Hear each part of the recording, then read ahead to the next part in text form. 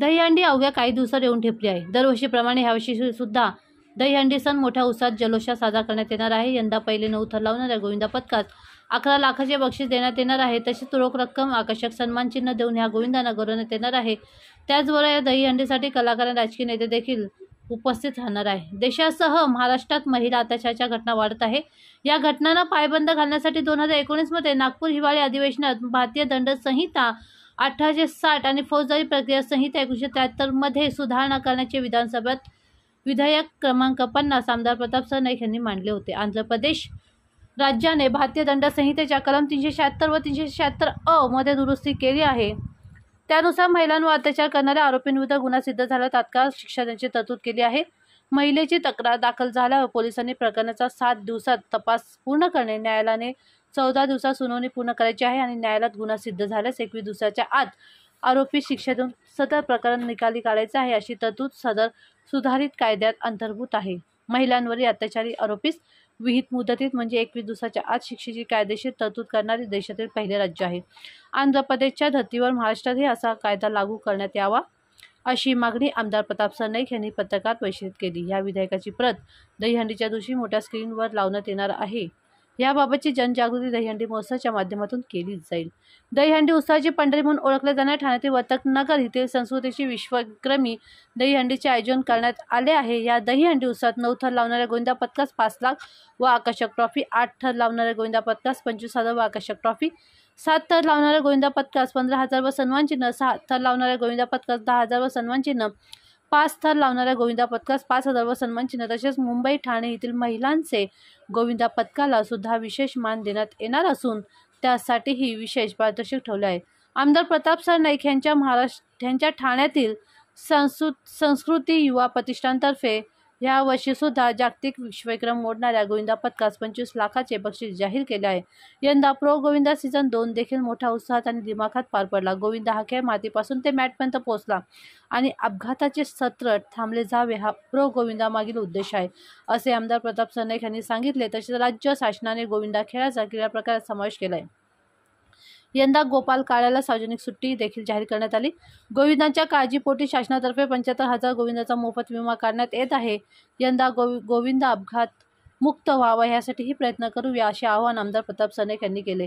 संस्कृती प्रतिष्ठान आयोजित दहीहंडी उत्सवात युवा पिढीस प्रोत्साहन देण्यासाठी फोटोग्राफी स्पर्धेचे आयोजन करण्यात आले आहे, असे युवा कार्याध्यक्ष पूर्वेश सरनाईक यांनी सांगितले।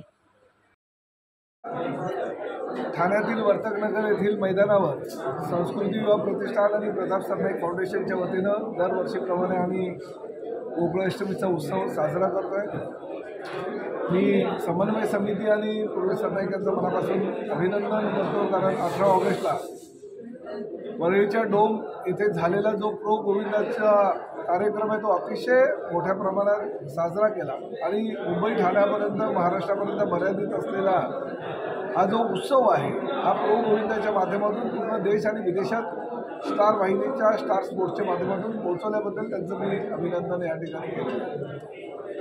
ही संस्कृती आहे, राज्याची परंपरा आहे आणि ती कायम ठेवण्यासाठी स्वर्गीय शिवसेना प्रमुख आदरणीय बाळासाहेब ठाकरे, ठाण्याचे तत्कालीन जिल्हाप्रमुख आणि धर्मवीर श्री आनंद दिघे साहेब यांनी पहिल्यांदा टेंबे नाक्यावर हा दहीहंडीच्या थराचा जो विक्रम आहे तो विक्रम मुलांना करण्यासाठी परावृत्त केला आणि अतिशय मोठे विक्रम या ठाण्यामध्ये तेव्हापासून घडत आलेले आहे।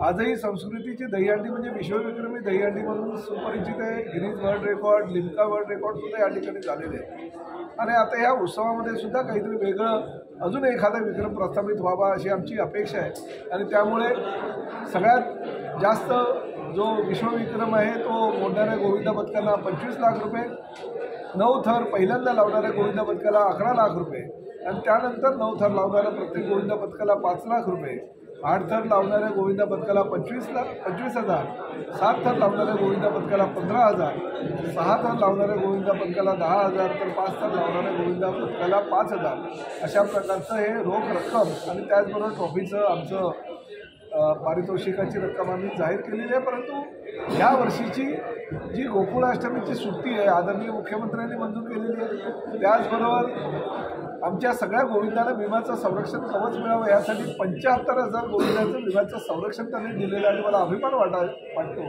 की आतापर्यंत 65,000 गोविंदांनी त्या विम्याचं संरक्षण सुद्धा घेतलेलं आहे. त्यामुळे भविष्यामध्ये जर हे विम्याचं संरक्षण वाढवण्याची गरज असेल तर तेही वाढवण्याची जबाबदारी माननीय मुख्यमंत्र्यांनी घेतलेली आहे. मी मुख्यमंत्री एकनाथ शिंदे साहेबांचं मनापासून अभिनंदन करतो आणि त्यांचे आभार व्यक्त करतो की गोविंदा ह्या उत्सवाला त्यांनी एक वेगळ्या प्रकारचं स्वरूप प्राप्त करून दिलं आणि तो गोविंदा करण्यासाठी समन्वय समिती आणि त्याचबरोबर पूर्व सरनाईकांना हवं ते सगळं सहकार्य केलं. हा गोकुळाष्टमीचा उत्सव जागतिक स्तरावर घेऊन जाण्यासाठी आम्ही नेहमीच प्रयत्न करत आलेलो आहोत. परंतु नुकतंच बदलापूरमध्ये एक घटना घडली. एक 3.5-4 वर्षाच्या मुलींना एका नराधमानं ज्या पद्धतीनं आपल्या विकृतीनं या पूर्ण जिल्ह्याला एक झळाळी वेगळ्या प्रकारची पोचवली आणि सगळ्या ह्या जिल्ह्यातील लोक ही रस्त्यावर उतरली. प्रामुख्यानं 2021मध्ये शक्ती कायदा आणावा यासाठी मी एक विधेयक नागपूरच्या अधिवेशनामध्ये मांडलं होतं आणि त्या विधेयकाला राज्य शासनानं विधिमंडळानं मंजुरी देऊन ते विधेयक राष्ट्रपतींकडे पाठवलेलं आहे.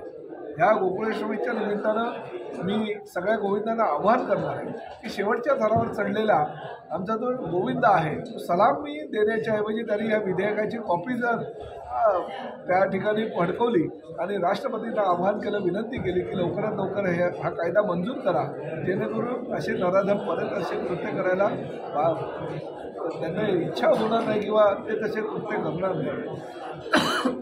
त्यामुळे एक आगळा वेगळा विषय घेऊन आम्ही ह्यावर्षीचा गोकुळाष्टमीचा सण हा साजरा करणार आहोत. आपल्याला विनंती आहे की आपल्या माध्यमातून सुद्धा जास्तीत जास्त ह्या सगळ्या उत्सवाचं संकलन करून लोकांपर्यंत जनजागृती ह्या विधेयकाची व्हावी यासाठी आपण सगळे सहकार्य करा. काही दिवसांपूर्वीच काही ठाण्यातल्या गोविंदांनी पत्रकार परिषद घेतली. इन्शुरन्स बाबत मात्र त्याचं कोणतरी श्रेय लाटण्याचा प्रयत्न करतो. बघा कसं आहे की काही चांगल्या गोष्टी घडत असताना काही लोक विरोधाभास हा दाखवत असतात. मला अभिमानानं सांगावंसं वाटतं आणि त्या सगळ्या आमच्या समन्वय समितीच्या आमच्या पदाधिकाऱ्यांचं कौतुक करावंसं वाटतं की मुख्यमंत्री एकनाथ शिंदे साहेबांनी 75,000 गोविंदाचं विम्याचं संरक्षण त्यांना दिलं आणि संरक्षण दिल्यानंतर आजपर्यंत 65,000 गोविंदांनी नोंदणीसुद्धा केली. किंवा जे काही पत्रकार परिषद घेऊन ह्या गोविंदाला अजूनपर्यंत संरक्षण मिळालं नाही असं सांगत होते. त्यांच्याच मंडळातल्या जवळजवळ 80 मुलांनी हे गोविंदाचं संरक्षणाचं कवच आपल्याकडे घेतलेलं आहे. त्यामुळे काही लोक असतात की राजकीय हेतू मनामध्ये ठेवून काही गोष्टी करत असतात. मी अशा गोष्टींकडे गेल्या 2 वर्षापासून बघत नव्हतो. परंतु एक गोष्ट मात्र नक्कीच, जर अशा प्रकारे परत समन्वय समितींना त्यांनी चुकीच्या पद्धतीनं मीडियासमोर आणलं तर नाईलाज असतं त्यांच्यावर आम्हाला पोलीस तक्रार दाखल करावी लागेल आणि असे समाजामध्ये चुकीचा संदेश देणाऱ्याच्या विरोधामध्ये कारवाई करायला आम्हाला भाग पडेल. शासनाकडून देखील 60 गोविंदांना स्पेनला पाठवण्यात येणार आहे. मात्र त्याची कशा पद्धतीने निवड करणार आहे शासन ठरवेल ना. तुम्ही ठरवणार आहे गोल. म्हणजे तुम्हाला त्या स्पेनच्या वारीमध्ये घेतलं की तुम्ही चांगले आणि स्पेनच्या वारीमध्ये तुम्हाला नाही घेतलं की तुम्ही वाईट, असं होत नाही. जे चांगलं काम करणारे लोक आहेत आमच्याकडे आता ही सगळी मंडळी आहे. जय जवानचे प्रशिक्षक डेव्हिड आहे ज्यांनी सुप्रीम कोर्टापर्यंत जाऊन ह्या गोविंदांना संरक्षण दिलं, तो अभिषेक आमच्याबरोबर आहे. ज्यांनी खऱ्या अर्थानं गोकुळाष्टमीचा उत्सव आमच्यापर्यंत पोहोचला ते बाळा पडेलकर आहेत. ही सगळी मंडळी आहेत. गीता झगड्याची पार्ले स्पोर्ट्स क्लबची महिलांची गोविंदाची प्रमुख आहे. त्यामुळे ही चांगली सगळी मंडळी असताना जर कुणीतरी फक्त स्पेनला जायला मिळालं नाही म्हणून किंवा काही वाद निर्माण होतो यासाठी किंवा आपल्या माध्यमातून त्या विम्याचं संरक्षण कवच त्या राज्य शासनाच्या माध्यमातून मिळत नाही हे बघून जर अशा प्रकारचे आरोप करत असेल तर अशा प्रकारचे आरोप करणाऱ्याला आरोपी करून तुरुंगात टाकावं अशी मागणी मी पोलिसांना करतो. खऱ्या दहीहंडी उत्सवाला कोणकोणते नेते अभिनेते असणार आहेत आणि राज्याचे मुख्यमंत्री आदरणीय एकनाथ शिंदे साहेब, उपमुख्यमंत्री देवेंद्र फडणवीस, आम्ही अजित पवारांना सुद्धा विनंती करणार आहोत तुम्ही पण यावं. आणि अभिनेते तर येतच राहतात दरवर्षी, त्यामुळे अभिनेत्यांनाही आम्ही आमंत्रित करणार आहोत की या आणि ठाणेकर पूर्ण या गोकुळाष्टमीच्या उत्सवामध्ये स्वतःला धावून घेत असतो. त्या सगळ्या उत्सवामध्ये आपण सगळ्यांनी सहभागी व्हावं अशी विनंती करणार आहोत. परंतु चांगले कलाकार येण्याची शक्यता नाकारता येत नाही. महिला गोविंदा पथकासाठी सुद्धा आम्ही विशेष आकर्षक बक्षिसं आणि ट्रॉफी ठेवलेलीच आहे. परंतु पुरुष गोविंदा पथकाला ज्या थरावर थर लावणारे जेवढी बक्षिसं आहेत त्यापेक्षा त्यांच्यापेक्षा डबल बक्षिसं ही आम्ही महिला गोविंदा पथकाला देणार.